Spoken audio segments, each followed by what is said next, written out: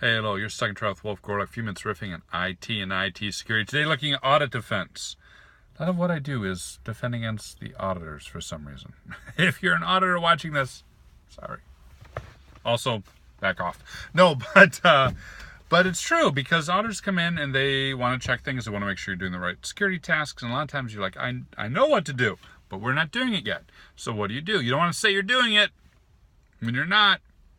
But also, you don't want to be like, we're not doing it, and then be called out on it. So the tip for you is there's two real ways to handle this. Way one is to just say what you're doing and say what you're doing well and focus in on that and come at it from a place of strength. Here's what we're doing very well. Here's what we're good at. Way number two, and this one I find a little bit more interesting, is to say what you want to do. Here's the policy, right? So for example, take something like network access control. We've got network access control deployed across the environment. Here's what the policy looks like. Here's what the process looks like. We've got a workflow that explains what we're doing. We've got roles and responsibilities for network access control. We've got a RACI chart that shows who does what and how it all flows in.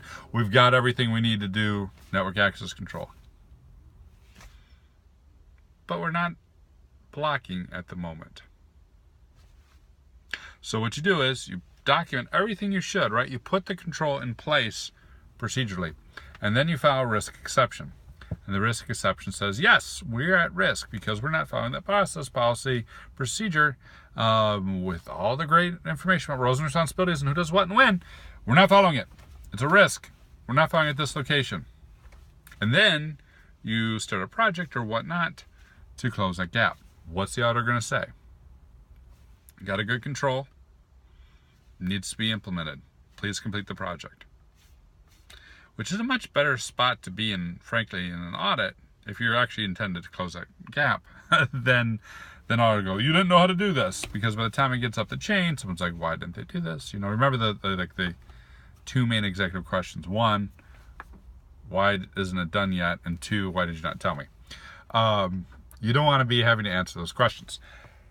Alternatively, if for whatever reason it has been implemented because you don't have resources, time, staff, budget, whatever, the fact that you have the project in place, maybe it's a stalled project, and it becomes an audit finding, is a great way to unstick that and get you the time, people, budget you need to go ahead and implement the control. So I like this as an approach. You don't want to do this for everything. You don't have to be, here's our great security program. We're doing 2FA and NAC, and we got a CMDB, and we got all this stuff. And here's our corresponding risk acceptance forms, because we're not doing any of it. You don't want to be in that. But for a couple key critical controls that you know that you need to implement, a couple key critical controls that you know are in your risk register, and you got a project for them, awesome way to close that gap. What about you? What do you think? Does this work? Is there a third way that I'm not considering for audit defense? Comment, social media. Hit me up.